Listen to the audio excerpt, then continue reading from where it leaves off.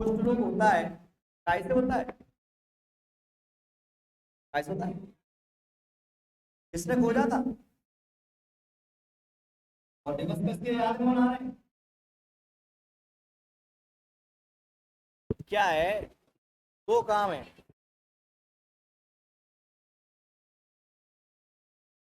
हाँ भाई, आ रही है आवाज, आ रही है। देखो क्या है, एक नदी है सिंधु। आराम समझना, बहुत इंपॉर्टेंट है। सिंधु जल समझौता, एक नदी है सिंधु, बहुत इंपॉर्टेंट नदी है, बहुत। भारतीय इतिहास की एक बहुत इंपॉर्टेंट नदी है सिंधु। आपने भारत का नक्शा देखा होगा, ऐसे करके अपरा जम्मू एंड कश्मीर ऐसे करके है, यहाँ चाइना है, ठीक है। इस चाइना वाले एरिया से निकल करके ऐसे जाने वाली एक नदी है जिसको अपन कहते हैं सिंधु नदी। कौन सी नदी बेटा? भारत और पाकिस्तान के बीच में एक समझौता हुआ था। क्या हुआ था? इस समझौते को हम कहते हैं क्या? सिंधु नदी जल समझौता। कुछ समझ में आ रहा है क्या? अब आप ये सोच रहे होगे कि सर ये सिंधु नदी जल समझौता है, ठीक है मान लिया, लेकिन ये अभी अपन क्यों पढ़ रहे हैं?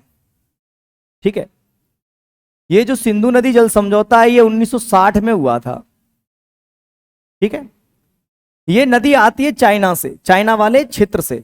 चाइना ने जिस क्षेत्र पर कब्जा कर रखा है, मेन बात ये है, तिब्बत वाला जो एरिया है वहां से आती है नदी।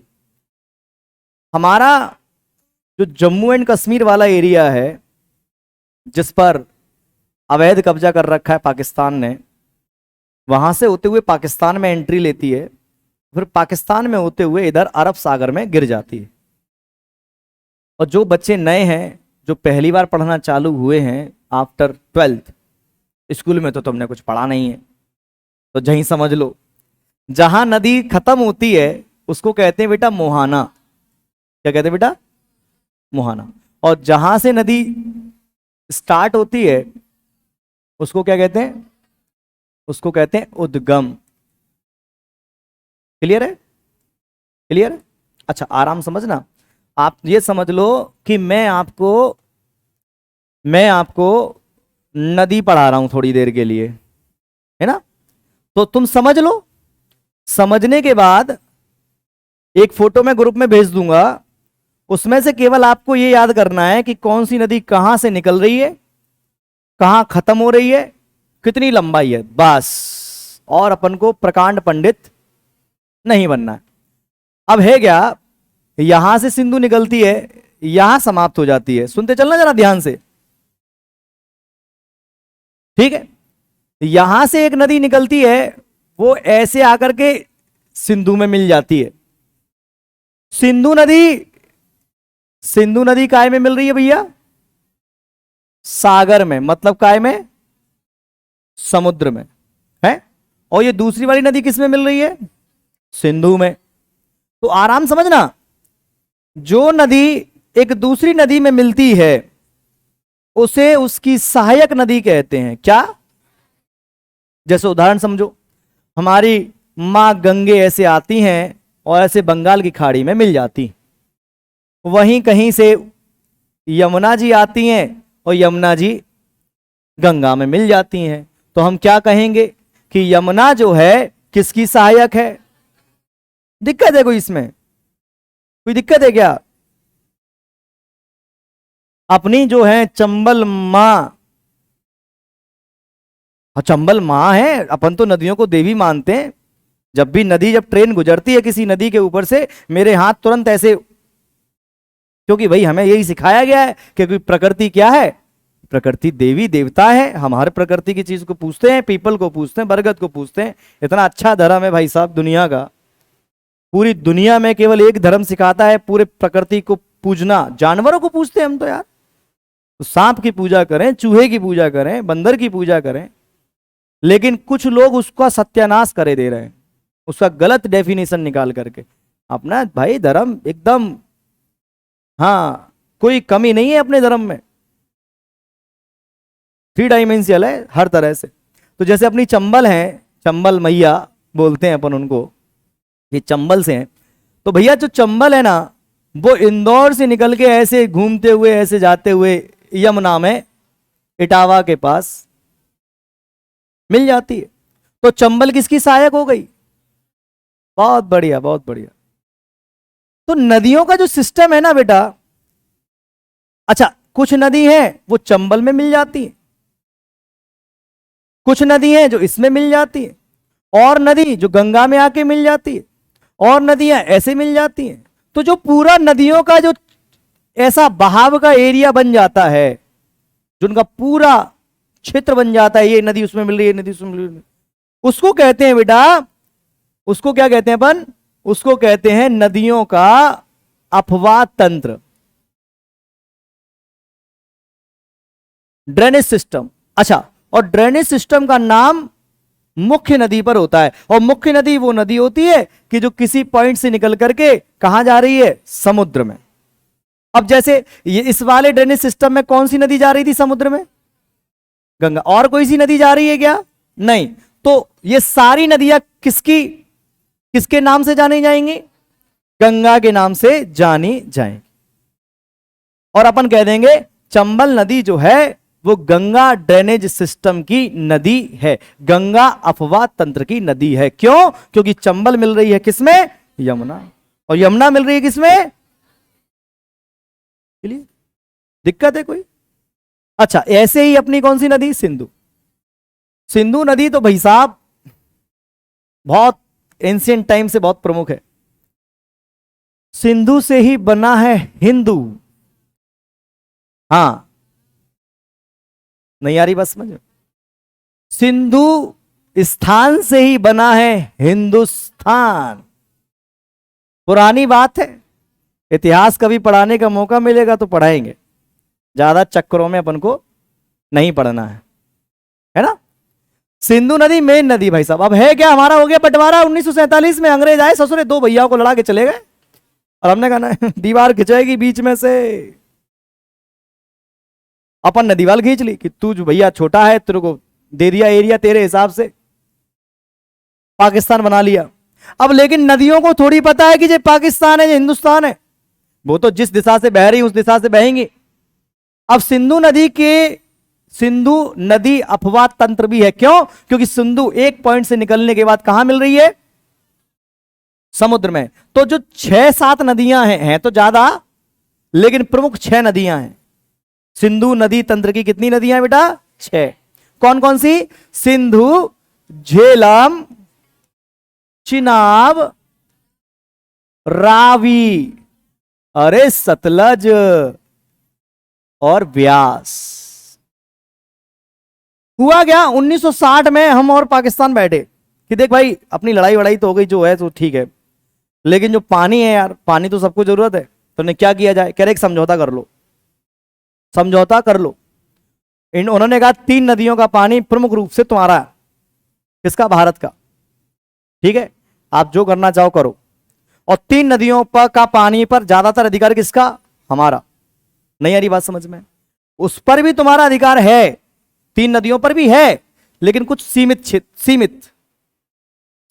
अभी चर्चा में क्यों चल रहा है? हमने पाकिस्तान से कहा है कि भैया जो अपन ने 1960 में समझौता किया था उसकी क्या कर ले, जरा क्या कर ले उसकी समीक्षा। जो झेलम का पानी है ना, ये हमें और चाहिए थोड़ा सा झेलम के पानी को लेकर के थोड़ा सा क्या कर लो, कि बैठ लो, दोबारा से रिव्यू कर लो।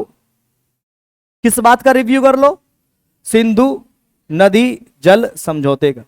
जो हमारा समझौता हुआ था कि 3 नदी, तो 3 नदी हमारी, अब इसका क्या कर लीजिए? रिव्यू कर लीजिए, बैठ लीजिए दोबारा से। तो इसलिए सिंधु नदी जल समझौता फिर से क्या में आ गया है? चर्चा में आ गया है। नहीं आ रही बात समझ में? फिर से उठ गया भाई, और जो मुद्दे में रहता है उसी से ही क्वेश्चन पूछा जाए। सिंधु नदी जल समझौता कब हुआ भैया? 19 सितंबर 1960। किन 2 देशों के बीच में? किन 2 देशों के बीच में? भारत और पाकिस्तान के बीच में। इसका उद्देश्य क्या है? कि इंडस रिवर सिस्टम के जल के बंटवारे को दोनों देशों में आपसी सहमति से कर दिया जाए, आपस में ही लड़े भिड़े नहीं, क्योंकि नदियों का पानी सबके लिए इंपॉर्टेंट है। आपके आपसी विवाद में पानी पीना थोड़ी छोड़वा देंगे किसी का, तो सिंचाई के लिए उसके लिए जरूरी है। तो समझौता किया गया भारत और पाकिस्तान के बीच में। कोई दिक्कत है क्या इसमें? कोई दिक्कत है क्या इसमें? अभी तक कोई दिक्कत है क्या? नहीं है। अब सुनो, स्टेप बाय स्टेप, जितना मैंने आपको समझा दिया उतना आप लिख सकते हैं, लेकिन जरा एक समझिए, भारत की तरफ से किसने हस्ताक्षर किए इस पर, और पाकिस्तान की तरफ से आए थे मोहम्मद आयूब खान।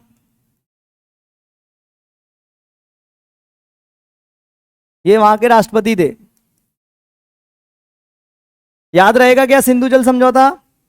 इतना तो याद रहेगा, भारत और पाकिस्तान के बीच में। काय के लिए? काय के लिए? अरे मैं आपसे पूछूं अगर ये क्वेश्चन की ब्यास नदी किस नदी तंत्र की नदी है, तो क्या कहोगे आप? सिंधु नदी की। अरे समझ में आ रहा है कि नहीं आ रहा? ऐसे बैठे हो तुम तो यार, क्या तुम पागल हो जाते हो सुबह से बैठे बैठे के? हैं 5 मिनट का वक्त मिला करे ना, तो नीचे जाके मुंह धो लिया करो। मैं 5 मिनट लेट आ जाऊंगा कल से। कितना जितना पढ़ रहे हो उतना अच्छा पढ़ो बेटा। समझ में आएगा? अरे कोई दिक्कत है क्या इसमें? कोई दिक्कत है क्या? चलो आगे बढ़ते। देखो बेटा, इसमें रावी, समझो जरा, रावी, व्यास और सतलज, इन 3 नदियों पर किसका अधिकार है? भारत। बाकी की 3 बच गई तो किसका? क्लियर है क्या? सिंधु नदी जल समझौता 19 सितंबर 1960 भारत और पाकिस्तान के बीच सिंधु नदी तंत्र की नदियों के पानी के बंटवारे को लेकर किया गया एक समझौता है, जिसमें जवाहरलाल नेहरू और प्रेसिडेंट अयूब खान के द्वारा हस्ताक्षर किए गए, जिसमें 3 नदी रावी, सतलज, ब्यास पर पूर्ण रूप से भारत का अधिकार है। बाकी जो 3 नदी बच गई उस पर पाकिस्तान का अधिकार है। अभी हमने इसका मुद्दा उठाया कि भैया थोड़ा सा रिव्यू कर लो, कौन सी नदी के पानी को लेकर के? झेलम को लेकर के। बात समझ में आ रही है कि नहीं आ रही? क्लियर है क्या? थोड़ा क्लियर है क्या? ये थोड़ा सा आगे बढ़े, दिमाग खोल के बैठा करो बिल्कुल। और देखो, जिसे नहीं पढ़ना उसे तो अपन कुछ कह नहीं सकते। क्या कहने हैं बताओ? वे अपने घरवाले की नहीं सुन नहीं रहे, हमारी क्या सुनेंगे? हम कौन से खेत की गाजर हैं?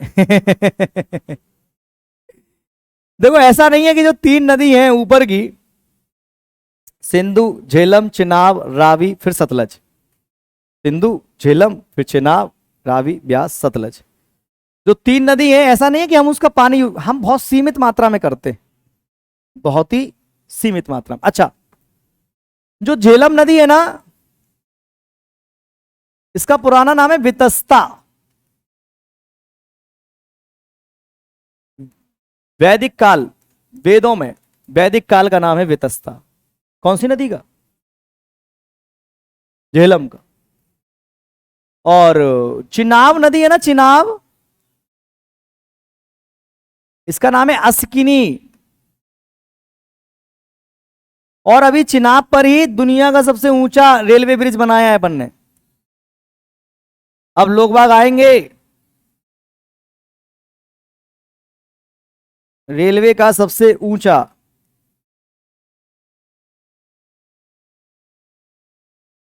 ब्रिज चिनाब नदी पर। अपने पटेल साहब की मूर्ति है ना सबसे ऊंची दुनिया की, कितना हाइट है? 182 मीटर, 182। उससे भी ऊंचाई ज्यादा है इस पुल की। और दुनिया के इंजीनियर हार गए, उन्होंने कहा हम नहीं बना पाएंगे, भारत के इंजीनियर्स ने बनाया। अब कुछ लोग बाग जाएंगे, अभी क्या है, ट्रैक का वो हुआ है सफल परीक्षण। अब कुछ लोग बाग जाएंगे, मीडिया पे चलेगा, फीता काटेंगे, नाम कर लेंगे अपना, जबकि पिछली सरकार का प्रोजेक्ट है। ये नहीं कहेंगे कि नहीं पिछली सरकार के टाइम पे चालू हुआ और हमने इसको पूर्ण किया। ये होना चाहिए। तो एक नाम उसका भी लिख जाए प्लेट में कि भाई पिछली सरकार के टाइम में ये प्रोजेक्ट लाया गया, पैसा लगाया गया, काम चालू हुआ, इंजीनियर्स हायर किए गए, सब कुछ किया गया। तुम्हारे टाइम पे तो वो क्या हुआ है, केवल बिल्डिंग बनी है पूरी, लेकिन नहीं, अपना नाम करें, देखो हमारे राज्य में ये हुआ वो हुआ, और जनता है बेचारी भोली भाली, कहे देखो, देख रहे हो तुम कितना ऊंचा पुल बना दिया, अभी से नहीं बनना, कभी गूगल करना कब से बन रहा है, चेक करना एक बार, सालों हो गई उसको बनते बनते। जब हमारे यहां नॉर्मल फ्लाईओवर 9-10 साल में बनते हैं नॉर्मल, तो ये तो दुनिया का सबसे ऊंचा पुल है। कौन सी नदी पर? और चिनाब का पुराना नाम क्या है? अस्किनी। सतलज का पुराना नाम क्या है? अरे बताओ, 2-4 तो पिटेंगे। सतुद्री, ठीक है। ब्यास का पुराना नाम क्या है? विपाशा। अब समझ में आ रहा है ना कि हमारे यहां की एक बहुत प्रसिद्ध महिला कलाकार हैं जिनका नाम है विपाशा बसु। तो उनका नाम विपाशा क्यों है? क्योंकि एक हमारे यहाँ की प्राचीन नदी है, पौराणिक कह लो, प्राचीन कह लो, उस नदी का नाम था विपाशा। नहीं आई समझ में? कल पूछूंगा सब कुछ। बात कहां से चालू हुई थी? सिंधु जल समझौते से, ठीक है। और कब हुआ था सिंधु जल समझौता? किन दो देशों के बीच में? चर्चा में क्यों चल रहा है? क्योंकि हमने कहा, क्या कहा? हमने कहा सिंधु जल समझौते में संशोधन किया जाए और इसमें झेलम नदी के पानी के अधिकार को लेकर के संशोधन की बात कही गई है। तो हमने इसकी डिटेल जान ली। किस नदी की, किस समझौते की? सिंधु नदी जल। सिंधु घाटी सभ्यता सुना है ना आपने इतिहास का? भारतीय इतिहास के बारे में अगर कोई प्रॉपर एक सिस्टमैटिक इतिहास के बारे में अगर सभ्यता के रूप में देखा जाता है तो सिंधु घाटी सभ्यता से ही हमारे भारतीय सिस्टमैटिक तरीके के इतिहास से की बात कही जाती है ना। तो वो एक अलग बात है, जब इतिहास कभी पढ़ाने का मौका मिलेगा तो पढ़ा देंगे। चलो आगे देखते हैं। फैक्ट लिखना, एक फैक्ट, फैक्ट है भैया एक, है ना। अच्छा, श्वेत क्रांति जानते हैं आप?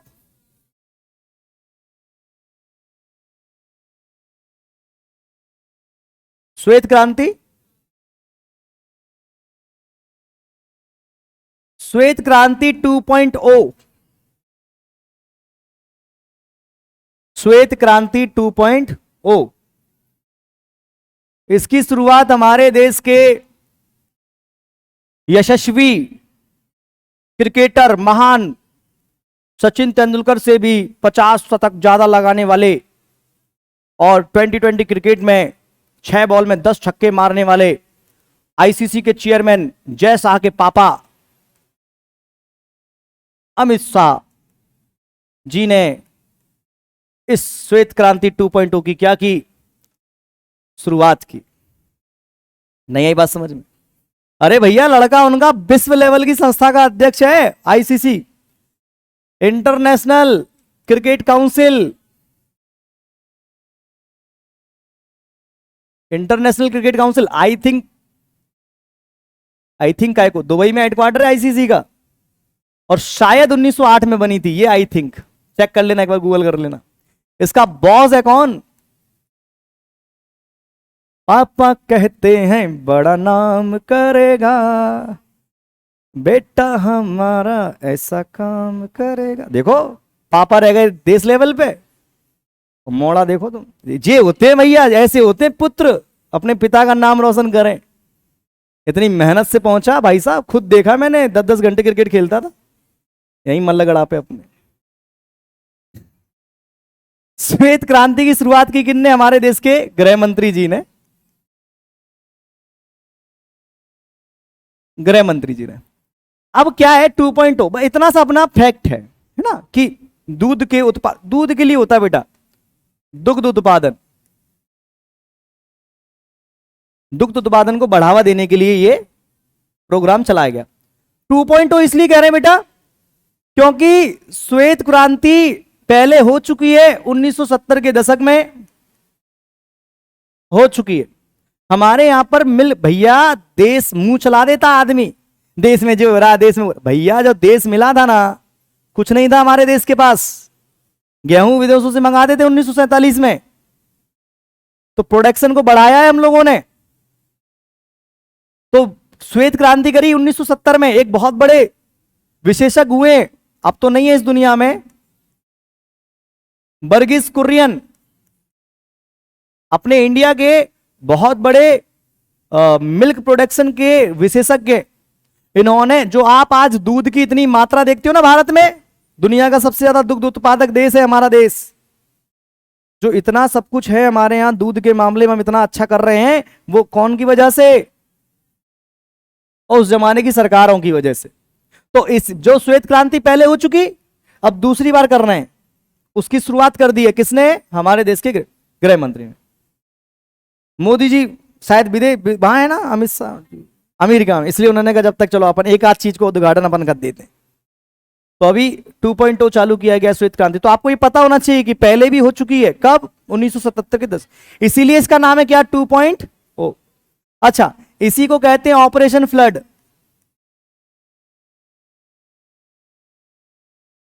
आपसे कोई पूछे कि भारत में श्वेत क्रांति का जनक, father of white revolution, Verghese Kurien, ठीक है। और ऑपरेशन फ्लड किसने चलाया? वर्गीस कुरियन है। अब इस दुनिया में नहीं है, लेकिन इनके जन्मदिन वाले दिन हम वो भी मनाते हैं, क्या कहते हैं, दुग्ध दिवस मनाते हैं इनके जन्मदिन वाले दिन। अच्छा, इसमें अमित शाह जी ने कहा कि देखो दूध का उत्पादन होगा तो घर की महिलाएं जो हैं उनके पास पैसा पहुंचेगा, क्योंकि अधिकतर उनको भी बढ़ावा देना, जो महिला किसान है ना, पशुपालन को बढ़ावा देंगे और दूध के उत्पादन को बढ़ावा देंगे तो पैसा आएगा। सीधी सीधी बात है, नयारी बात समझ में। और पैसे से ही सब कुछ है, पैसा है तो सब कुछ है, ऐसा सब लोग कहते हैं। और हमारे पूर्वजों ने हमें बताया है कि बाप बड़ा न भैया, ऐसा कुछ है क्या? कह रहे हैं हाँ देखो कितने नालायक हैं। अरे यार ये यूट्यूब पे डालेंगे वीडियो, आदमी कहेगा कैसा मास्टर है ये। अरे 21 सितंबर को मनाते हैं विश्व शांति दिवस।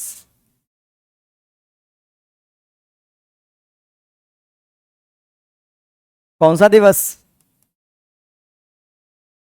याद रखना, एक और दिन मनाते हैं, विश्व अल्जाइमर दिवस।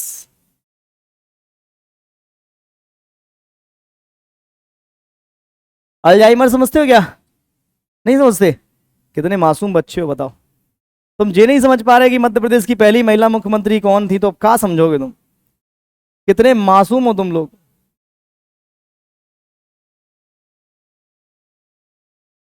इसकी शुरुआत 1981 में करी थी पहले एक एक करके समझ लो। 1981 में कौन से दिवस की? विश्व शांति दिवस, है ना। विश्व शांति दिवस की शुरुआत कब की गई? 1981 में, ठीक है। अब इसकी थीम मैं नहीं बता रहा हूं, नहीं तो तुम भूल जाओगे अभी सब कुछ, वो मैं भेज दूंगा आपको ग्रुप में। वैसे बता सकता हूं, ऐसा नहीं है कि मुझे नहीं पता है। इसका है cultivating a culture of peace, cultivating a culture of peace. चलो स्टेप बाय स्टेप। 21 सितंबर को कौन सा दिवस मनाते हैं? और कौन सा मनाते हैं? कौन सा? अल्जाइमर क्या है? बीमारी है। क्या है? बीमारी, भूलने की बीमारी होती है। जिसको अल्जाइमर हो जाता है वो क्या करता है? भूलता है। जब वो शुरुआती सिम्टम्स आते हैं तो कुछ कुछ चीजें भूलता है, तो जब वो आखिरी स्टेज पर पहुंचता है, जब जैसे जैसे स्टेज बढ़ती जाती है, उसके भूलने की शक्ति क्या होती जाती है? बढ़ती चली जाती है। भूलने की शक्ति बढ़ती चली जाती है। अब वो भूलता रहता है, भूलता रहता है, इतना भूल जाता है कि वो ये भी भूल जाता है कि मैं कौन हूं। अपने बच्चों को भूल जाए, परिवार वालों को भूल जाए। उसको कहते हैं, कौन सा दिवस है? अल्जाइमर बीमारी को लेकर के एक दिवस मनाया जाता है, ठीक है। ये चीज समझ में आएगा? अरे कुल मिलाकर के विश्व शांति दिवस क्यों मना रहे हैं? क्या उद्देश्य है? कि विश्व में क्या बनी रहे? जो एक दूसरे के लिए डंडा लेके घूम रहे हैं, कहीं यूक्रेन रूस को मारेगा, इजराइल किसी दूसरे को मारेगा, बिल्कुल ऐसे लठ लेके घूम रहे। कि लठ लेके मत घूमो, आपस में अच्छे से रहो। कैसे रहो? अच्छे से रहो, सद्भाव से रहो। तो कहते हैं cultivating a culture of peace, cultivating a culture of peace, cultivating a culture of peace. 21 सितंबर को कितने दिवस मनाते हैं? 2। कितने? 2। आईसीसी का चेयरमैन कौन है? अपने पापा का नाम रोशन किसने किया? और तुम एक नौकरी नहीं ले पा रहे, बताओ। अगला आदमी चेयरमैन बन गया अपनी मेहनत से। कितनी मेहनत करी। अरे भाई साहब, एक एक दिन में 10-10 20-20 ओवर डालता था भाई ये आदमी। 200-200 ओवर फेंके हैं तब जाके इतना पहुंचा है। ज्यादा हो रहा है क्या? हाँ सर, ज्यादा हो रहा है। चलो चेंज कर लेते हैं टॉपिक। टॉपिक चेंज कर लेते हैं।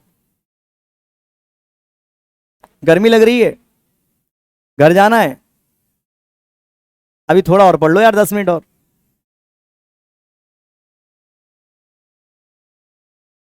दस मिनट और पढ़ लो फिर चले जाना।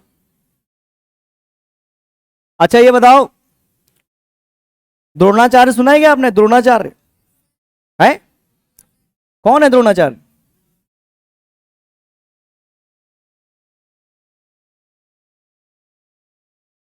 द्रोणाचार्य सुने ना?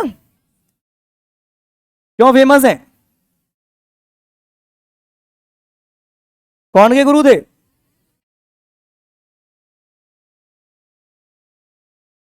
और एक व्यक्ति और था इनका, एक कंट्रोवर्शियल है कि सही है कि नहीं है मुझे नहीं पता। ये महाभारत के कैरेक्टर हैं, है ना, द्रोणाचार्य। और बहुत बड़े गुरु हैं, मतलब इनके, इन्होंने धनुष बाण चलाना सिखाया। और इनका जो प्रमुख चेला है वो कौन है? कहते हैं अर्जुन की तरह लक्ष्य पर निगाह होनी चाहिए। एकलव्य को इन्होंने नहीं सिखाया। इन्होंने कहा कि तुम फलानी कास्ट से आते हो, तुम्हें नहीं सिखाएंगे। तो उन्होंने कहा मत सिखाओ, कि हम तो तुम्हें देख देख सीख लेंगे। ये कौन कह रहा है? एकलव्य कह रहा है। तो द्रोणाचार्य को मैं बीच में क्यों ले आया? क्योंकि अभी हाल ही में, अब ये फैक्ट इंपोर्टेंट नहीं है कि कौन मर गया, मैं बार बार कह रहा हूं, जो मरा हुआ व्यक्ति इंपोर्टेंट होगा मैं बता दूंगा कौन सा व्यक्ति इंपोर्टेंट है। द्रोणाचार्य एक पुरस्कार देती है भारत सरकार, द्रोणाचार्य पुरस्कार। और इस पुरस्कार की शुरुआत की गई थी 1981 में। क्लियर है क्या? और अभी हाल ही में एक टेबल टेनिस खेलने वाले एक प्लेयर जो बाद में कोच बने, जिनको भारत सरकार ने कौन सा अवार्ड से नवाजा था? द्रोणाचार्य से। उनका नाम है जयंत सिंह। इनका हो गया क्या? अब ये जयंत सिंह शायद ही पूछे कि जयंत सिंह का संबंध किस क्षेत्र से? खेल से। कौन सा खेल? सितंबर, अभी क्या चल रहा है ये, 19-20 तारीख को इनका देहांत हुआ है, 19-20 सितंबर को। अब हमारे लिए जयंत सिंह तो इंपॉर्टेंट है ही, लेकिन हमारे लिए इंपॉर्टेंट है कौन? द्रोणाचार्य अवार्ड, जो कब से स्टार्ट हुआ है। क्लियर है क्या? और द्रोणाचार्य के बारे में कहते हैं कि इन्होंने एकलव्य से अंगूठा मांग लिया था, और तबई से कछु आदमी, तबई से थू थू हो रही है इनकी कि ले द्रोणाचार्य से बताओ अंगूठा मांग लिया, जैसा थोड़ी होता है मांग लिया। अरे भाई उस समय क्या सिचुएशन बनी तुम्हें क्या पता, है ना। लेकिन ठीक है, नहीं मांगना चाहिए था अंगूठा वंगूठा। द्रोणाचार्य एक बहुत बड़े गुरु रहे हैं, बहुत बड़े गुरु हैं, उनका बहुत नाम है। भारत सरकार उनके नाम पर खेल की दुनिया में कोचेस को अवार्ड देती है। विराट कोहली के कोच को भी मिल चुका है। हमारे ग्वालियर के एक बहुत बड़े हॉकी प्लेयर रहे हैं शिवेंद्र सिंह चौधरी, जो वर्तमान समय में भारत की हॉकी टीम को कोचिंग दे रहे हैं, उनको भी दे चुके हैं द्रोणाचार्य अवार्ड, मिल चुका है। अभी मिला था 2023 में। किसको? शिवेंद्र सिंह को। तो द्रोणाचार्य अवार्ड कौन देता है? भारत सरकार। तो अभी हाल ही में द्रोणाचार्य अवार्ड पाने वाले जयंत सिंह, जिनका संबंध था काय से, उनका क्या हो गया? इसलिए द्रोणाचार्य अवार्ड काय में है? काय में है? चर्चा में है। नहीं आ रही बात समझ में? अच्छा, टेबल टेनिस से एक याद आया, टेबल टेनिस से हमारे यहाँ के एक बहुत महान प्लेयर हैं, एक अभी इस बार ओलंपिक में मेडल लाने से थोड़ा सा चूक गई, थोड़ा सा। और आने वाले टाइम में 100%, चाहे अगले ओलंपिक में, लिख के रख लो, उनके पास कोई ना कोई मेडल आएगा तीनों में से, और ईश्वर ने चाहा तो गोल्ड आएगा। नाम है मनिका बत्रा। याद रखना इनका नाम। क्या खेलती हैं? टेबल टेनिस, ध्यान रखना। और शायद दिल्ली क्षेत्र से आती हैं, एक बार चेक कर लेना ना। द्रोणाचार्य अवार्ड कौन सी फील्ड में दिया जाता है भैया? काय में दिया जाता है? खेल में दिया जाता है। द्रोणाचार्य अवार्ड खेल में दिया जाता है। कब से दे रहे हैं? द्रोणाचार्य हमारे भारतीय संस्कृति के एक महाकाव्य महाभारत के एक कैरेक्टर हैं। द्रोणाचार्य गुरु की श्रेणी में आते हैं, गुरु हैं, और उन्होंने अर्जुन के गुरु हैं, एकलव्य के भी गुरु हैं, इसलिए उनका सम्मान होता है। भैया जब अच्छे स्टूडेंट मिलेंगे तभी तो गुरु को नाम होगा, हैं? अब स्टूडेंट ही ऐसे आ रहे हैं रील वाले, पतली कमरिया मुरी, हाय हाय हाय हाय, हैं? तो कैसे नाम होगा? अच्छा, लास्ट फैक्ट लिखा रहे हैं तुम्हें, ठीक है? क्रिकेट की दुनिया का, क्रिकेट तो जानते हैं सब लोग। फैक्ट ये है कि क्रिकेट में हुए है दिलीप ट्रॉफी। कौन सी ट्रॉफी हुई है? और इस दिलीप ट्रॉफी की शुरुआत हुई थी 1961-62 में। और ये दिलीप ट्रॉफी जीती है किसने? इंडिया ए ने। ये फैक्ट है करंट का। इंडिया ए, अरे कुछ नहीं है, डोमेस्टिक क्रिकेट है। डोमेस्टिक क्रिकेट का मतलब होता है अपने देश में ही खेल लेना, अपने देश के ही खिलाड़ी हैं सारे, अपने देश की ही टीमें, समझ में आया ना? अपने देश के क्रिकेटर्स को लेकर के ही टीम बनाई, India A, India B, India सी करके। नहीं आई समझ में? और अपने ही देश के क्रिकेटर रहे इसमें, उनका आपस में ही मैच हुआ और उसमें से जीता कौन? इंडिया ए। दिलीप ट्रॉफी। अपने इंडिया में क्रिकेट की कुछ ट्रॉफियां हैं, कुछ ट्रॉफियां हैं, जैसे रणजी ट्रॉफी सबसे बड़ी होती है, Dilip trophy, Deodhar trophy, Mushtaq Ali trophy. तो ऐसी कई सारी प्रतियोगिताएं होती हैं देश में, जिसमें भारत देश के ही खिलाड़ी खेलते हैं, आपस में मैचेस होते हैं, अलग अलग टीम बनाई जाती हैं, अलग अलग उनकी कंडीशंस हैं। तो उसी में से अभी हाल ही में कौन सी ट्रॉफी हुआ? कौन सा? दिलीप ट्रॉफी। कौन जीता? किसको हराया? इंडिया सी को। India A, India B, India C, India D, ऐसे करके ये टीम थी। बात समझ में आया क्या? ज्यादा नहीं जाएंगे इसमें। कुल 6 टीमें इसमें हिस्सा लेती हैं, लेकिन इस साल टूर्नामेंट में 4 टीमों ने हिस्सा लिया। कितनी टीमों ने? दिलीप ट्रॉफी का संबंध किससे है? क्रिकेट से। भैया नौकरी चाहिए ना अगर, तो थोड़ा सीरियस हो जाओ, और नहीं चाहिए तो कुछ और काम करने लगो, अपना समय खराब मत करो भैया, है ना? ये आप लोगों से आग्रह है। बाकी आपको पढ़ा दिया है, कल आपको और पढ़ाएंगे। इस वाले वीक में आपको यही पढ़ाएंगे, मंडे से आपका फिर से टॉपिक चालू कर देंगे, ठीक है? चलो भैया, चलें फिर।